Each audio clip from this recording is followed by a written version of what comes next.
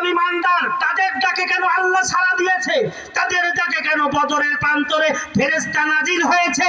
তাদের ডাকে ফেরেশতা নাজিল হওয়ার পেছনে একমাত্র কারণ ছিল তাদের পূর্ণ নবীর আদর্শ আর সুন্নাহ ছিল তাদের মধ্যে।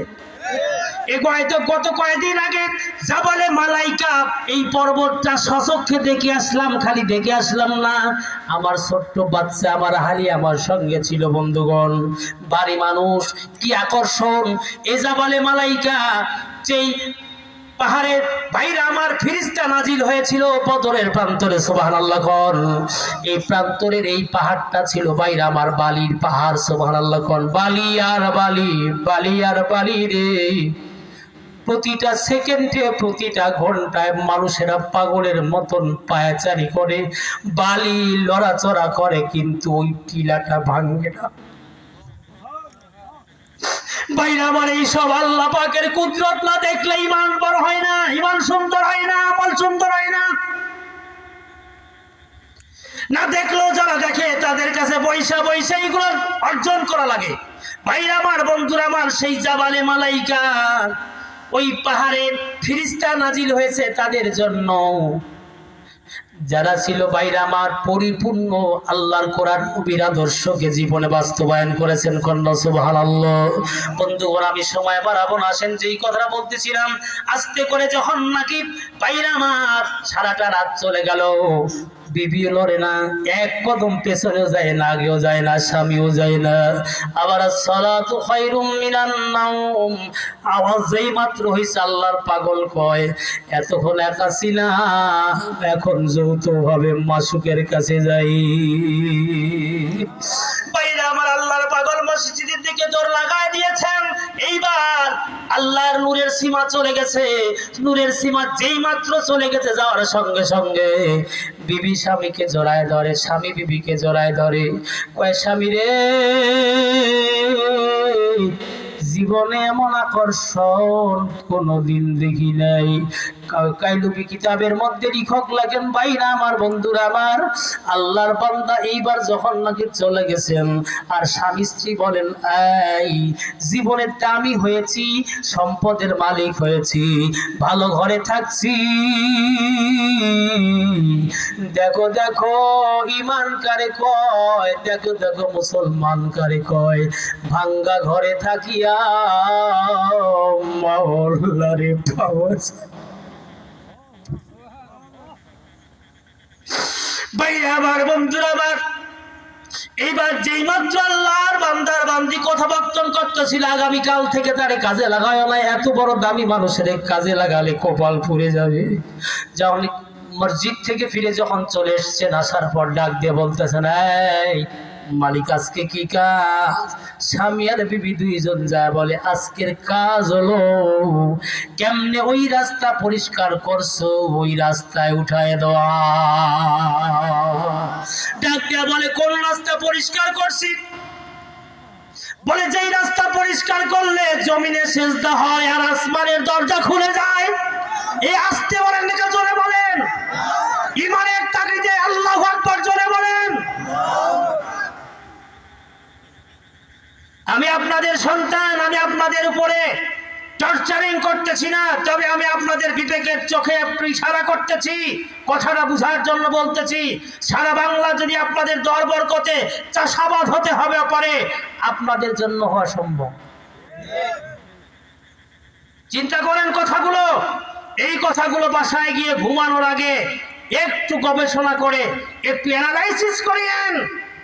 আপনাদের পায়ে হাত রেখে বললাম, এটা আপনার জন্য কতটুকু গ্রহণযোগ্য।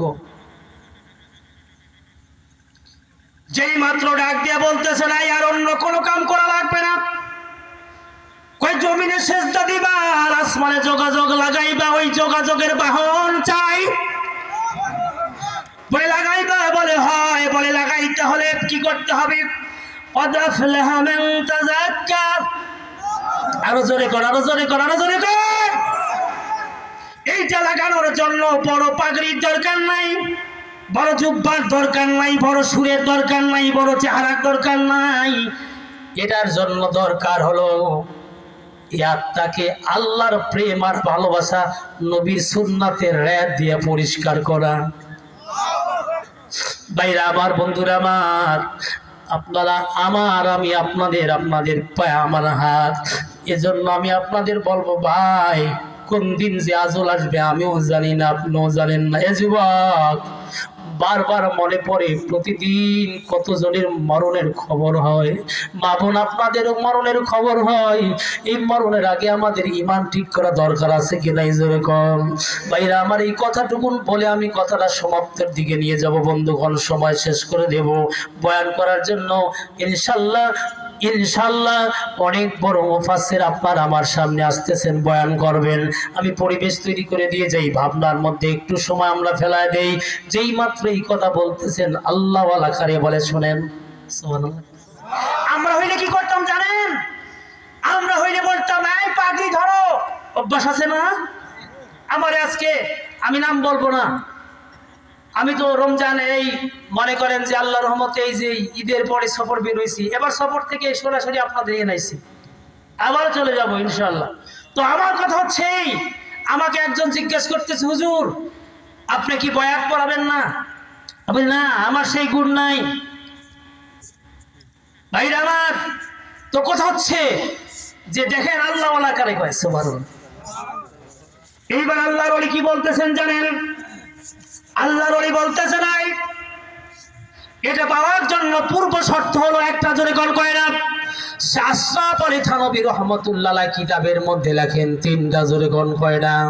জোরে বলেন কয়টা? এক নম্বর সহবতে আহলুল্লাহ, সুবহানাল্লাহ কোন। ইয়া আইয়ুহাল্লাযীনা আমানুত্তাকুল্লাহ ওয়া কুনু মা'আস সাদিকিন।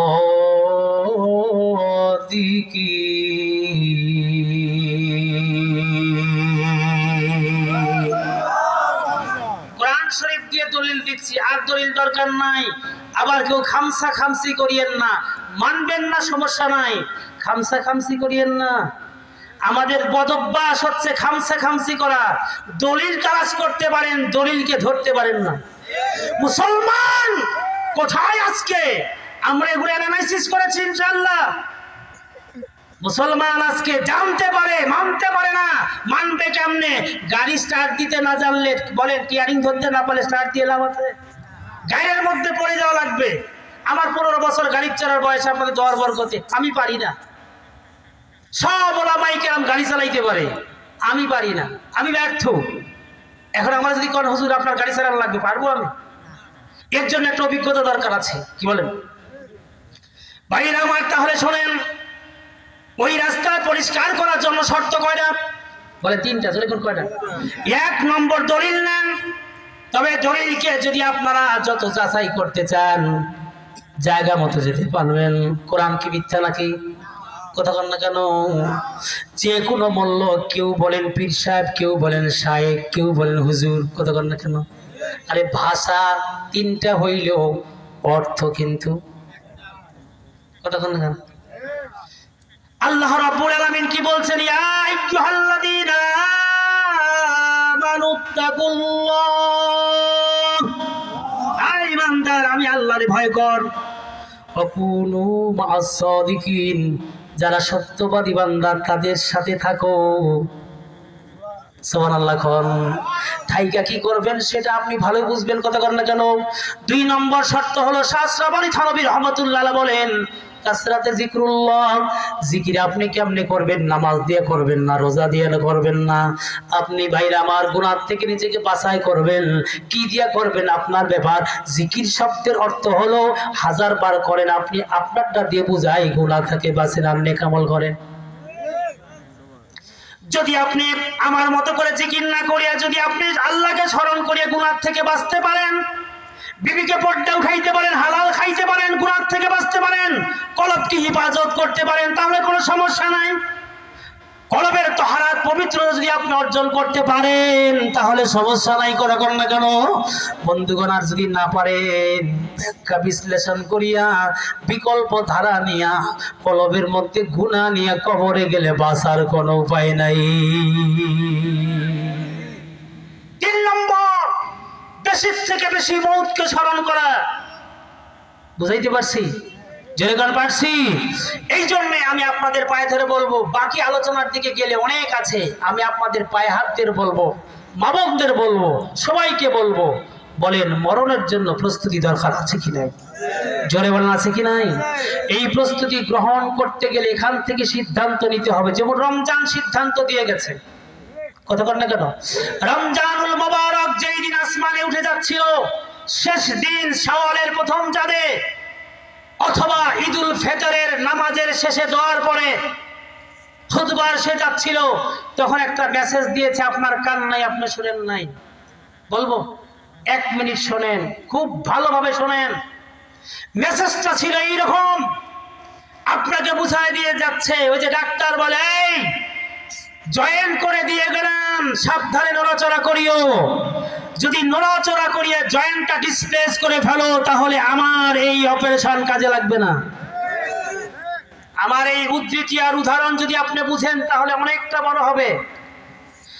ওই ডাক্তার যেমন বলে জয়েন্ট ঠিক মতো দিয়েছি, তবে নড়াচড়া করা যাবে না, একটা ঠেঙ্গা নিয়ে হাঁটবেন, সাহায্য নিয়ে হাঁটবেন। রমজান মাস যাওয়ার সময় আপনাকে আমাকে বলে গেছেন, এই ইমানদার, তাকওয়ার চশমা চোখে পড়াইছি, তাকওয়ার একটা গেলাপ, একটা পর্দা তোর কানে লাগাই দিয়েছি, তাকওয়ার একটা মোজা তোর পায়ে আর হাতে লাগাই দিয়েছি, তাকওয়ার একটা নূর তোর কলবে লাগাই দিয়েছি। যদি এটাকে হেফাজত করতে পারিস, জান্নাতের মানুষ জান্নাতে চলে যাবে। তার মানে হলো রমজান দ্বারা আল্লাহ রাব্বুল আলামিন বুঝাই দিয়েছিলেন, তোরে রমজান পাঠাইলাম, জাহান্নামের দরজা বন্ধ করে দিয়েছি, তার মানে বান্দা ধরে জাহান্নামে দেব না, জান্নাতের দরজা খুলছি, জান্নাতে দেব। ও বান্দা, তোরা এই জান্নাতে যাওয়ার জন্য রমজান শিক্ষা দিয়েছে, জবান দিয়ে মিথ্যা বলবা না, রমজান শিক্ষা দিয়েছে চোখ দিয়ে হারাম দেখবা না, রমজান শিক্ষা দিয়েছে কান দিয়ে তোরা খবরদার খারাপ শুনবি না, রমজান শিক্ষা দিয়েছে হাত দ্বারা কাউকে মারবি না, রমজান শিক্ষা দিয়েছে পা দ্বারা হাইটা কোনো মুসলমানের ক্ষতি করব না।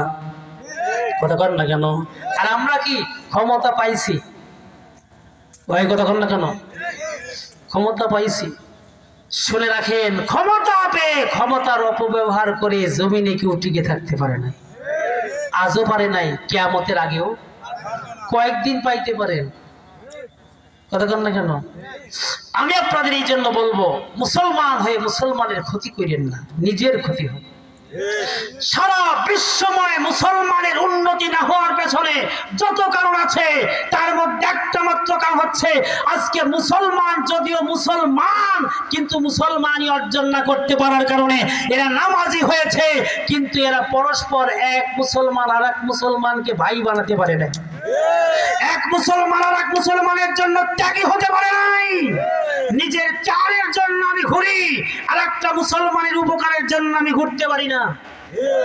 আমার ওয়াজে আপনাদের মন খারাপ হয়? যেরকম মন খারাপ হয়, ছোট্ট একটা গল্প শোনাই। সময় তো শেষ না, আমি শেষ করে ফেলবো, সমস্যা নাই। ছোট্ট একটা গল্প শুনে, সারা পৃথিবীর মধ্যে কিছু কিছু দেশ ছিল যারা ইমান ইসলাম দিয়ে উজ্জীবিত ছিল। সুবহানাল্লাহ। এই দেশগুলির মধ্যে মুসলিম বিশ্বের একটা খুব অলঙ্কিত দেশ ছিল। সুবহানাল্লাহ। যেই দেশটাকে মানুষ অনুসরণ করত, যে দেশটাকে মানুষ ফলো করত। সুবহানাল্লাহ। সে দেশের মধ্যে একটা দেশ ছিল মক্কাতুল মুকাররমা, সে দেশের মধ্যে একটা দেশ ছিল মদিনাতুল মুনাওয়ারা। ভাইরা আমার, বন্ধুরা আমার, আপনাদের তো জান ভরে যাবে। আজকে সেই দেশ, আজকে সেখানেও এতটা মুসলমানের উন্নতি, তারপরও সেখানেও আজকে আমি নিজে চোখে দেখে আসলাম, কি বুঝাবো আপনাদেরকে, সেখানেও ভেজাল ঢুকে যাচ্ছে। কথা বল না কেন? এর কারণ কি?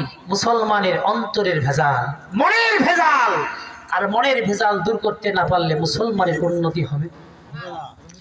এই জন্য আমি আপনাদের পায়ে হাত রেখে বলবো, ভাইরা আমার, রাজি আছি তো ইনশাআল্লাহ? আমরা আছি তো ইনশাআল্লাহ? ইমানের ব্যাপারে, মুসলমান ভাইয়ের ব্যাপারে আমরা একমত ইনশাআল্লাহ। নিজেরটা আমার ভাইকে দেব, সেই তো মুসলমান। কথা কর না কেন? সাহাবায়ে কেরামকে আমরা দেখেছি, তাদের জীবন যুদ্ধের ময়দানে পানির দরকার, তৃষ্ণার্ত সাহাবায়ে কেরাম, এক সময় সাহাবায়ে কেরাম একজন পানির জন্য আহ্বান করেছে, পানি দাও। পানি যার কাছে আছে তিনি আনবেন। তার আগে একজন বলেছেন পানি দাও, তারপরে আরেকজন বলেছে পানি দাও, পানি দরকার, তৃষ্ণা লেগেছে। এখন প্রথম জনের কাছে আনছেন, প্রথম জন কয়, এই আমার চাইতে মনে হয় আমার ভাইয়ের দরকার, আগে আমার ভাইকে দিয়ে দাও। এইবার ওই ভাইয়ের কাছে পানি নিয়ে চলে যাওয়া হলো। পানি নিয়ে যে দেখি ওই ভাই আর দুনিয়ার বুকে নাই, দুনিয়া থেকে বিদায় নিয়ে কবরে চলে গেছে, শাহাদাতের পেয়ালা পান করছে। ওখান থেকে আবার দ্বিতীয় জনের কাছে আইছে, সেও চলে গেছে। শেষ জনের কাছে এসে দেখে সেও চলে গেছে। বলেন তো, এতটুকুন ত্যাগ যদি মুসলমানের মধ্যে থাকতো, তাহলে এই মুসলিম দেশে মুসলমানের গায়ে ফুলের টোকা দেওয়ার মতন বাপের বেটা খুঁজে পাওয়া যেত না। কথা বলেন না কেন, কথা বলেন না কেন? আমরাই তো কুয়া কেটে কুমির আনতেছি। এজন্য আমাদের মধ্যে একতা, নিষ্ঠতা, ভদ্রতা, ভালোবাসা দরকার আছে কি নাই? আমি আপনাদের পায়ে হাত রেখে বলতেছি, বয়ান সারা রাত করলে আপনারা শুনবেন। এখন বয়ানের নির্যাস হচ্ছে। আমি আপনাদের কাছে ছোট্ট একটা আলোচনা আনছিলাম। এই আলোচনার মূল বিষয় ছিল, যদি আমরা আল্লাহ ওয়ালা হতে পারি তাহলে ইনশাআল্লাহ দুনিয়া ব্যবহার করব, দুনিয়া আমাকে ব্যবহার করতে পারবে ইনশা। দরকার আছে কি নাই? যে বলেন আছে কি নাই? অনেকে চেয়ারম্যান হয়ে সত্য কথা বলা যায়।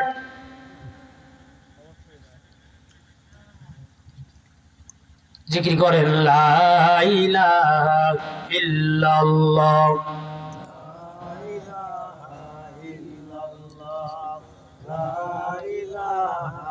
লা ইলাহা ইল্লাল্লাহ মুহাম্মাদুর রাসূলুল্লাহ সাল্লাল্লাহু আলাইহি সাল্লাম।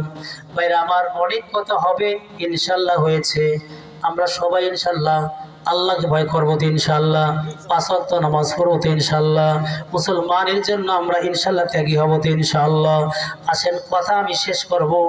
এখন আপনারা জানেন মসজিদের মাহফিল করার উদ্দেশ্য দুইটা থাকে কি থাকে না?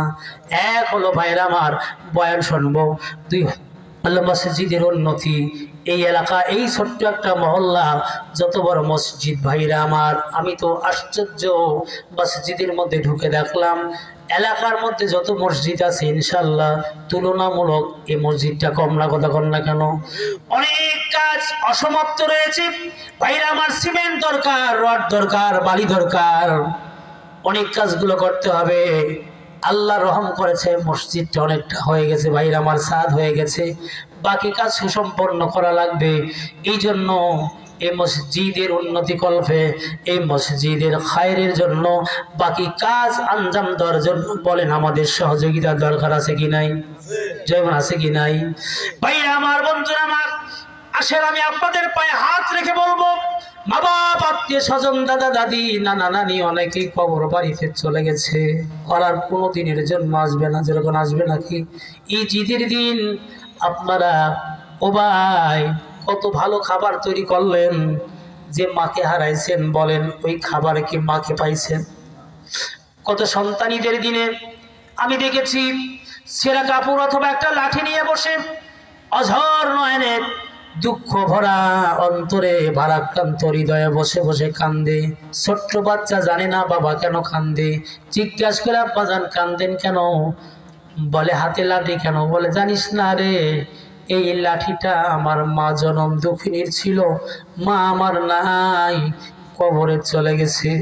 এজন্যই কবরবাসী মার বাবার জন্য আপনাদের জান যাদের কান্দে, প্রাণ যাদের কান্দে, মন চায় যে ওই মা বাপকে একটু আমরা একটু নসরত করি, দুটা ন্যাক দেই, একটু বরকত দেই, একটু ফায়দা দেই। আসেন তাহলে একটু হাতখানা আগায় দেন, ইনশাআল্লাহ মসজিদের দিকে দান করেন ইনশাআল্লাহ। আল্লাহ এই দানটাকে কবুল করে নিয়া দানে যত সওয়াব আর বরকত আপনার মৃত আপনজনগুলি তাদের কবরের মধ্যে আল্লাহ রাব্বুল আলামিন মেসেজ করে পাঠায় দেবেন। আর ওই মৃত আত্মাগুলি তখন শান্তি পাবে।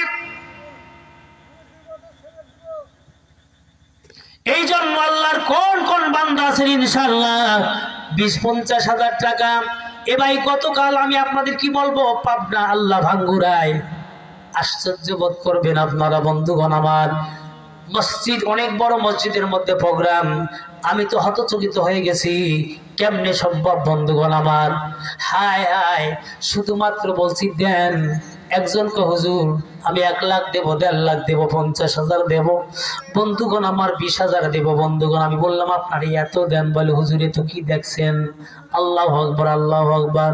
ভাইরা আমার, আপনারা অনেক দান দিয়েছেন, নইলে মসজিদ হয় নাই। আমি আপনাদের সবাইকে বলবো অল্প সময়ের জন্য আসেন। বাইরা প্রধান বক্তা আপনাদের সামনে এমন করে কালেকশন করুক, আপনারা চান নাকি ওনার বয়ান আমরা শুনবো। এই জন্য খুব ত্বরিত অল্প কয়েকটা মিনিট সময় আমি আপনাদের কাছে ইনশাল্লাহ একটু সময় নিলাম। কোন আল্লাহর বান্দা আছেন 20-50 হাজার টাকা দিয়ে দেবেন, কোন আল্লাহর বান্দা আছেন 5 মণ ধান দেবেন, কোন আল্লাহর বান্দা আছেন আপনারা 2-4-10 বস্তা সিমেন্ট দেবেন, কোন আল্লাহর বান্দা আছেন ভাইরা আমার ছোট টলি 1 টলি আপনারা বালি দেবেন। ভাইরা আমার, এই মসজিদের অসম্পন্ন কাজগুলোকে সুসম্পন্ন করার জন্য, একটু সহযোগিতা করার জন্য বাহির মহল্লা থেকে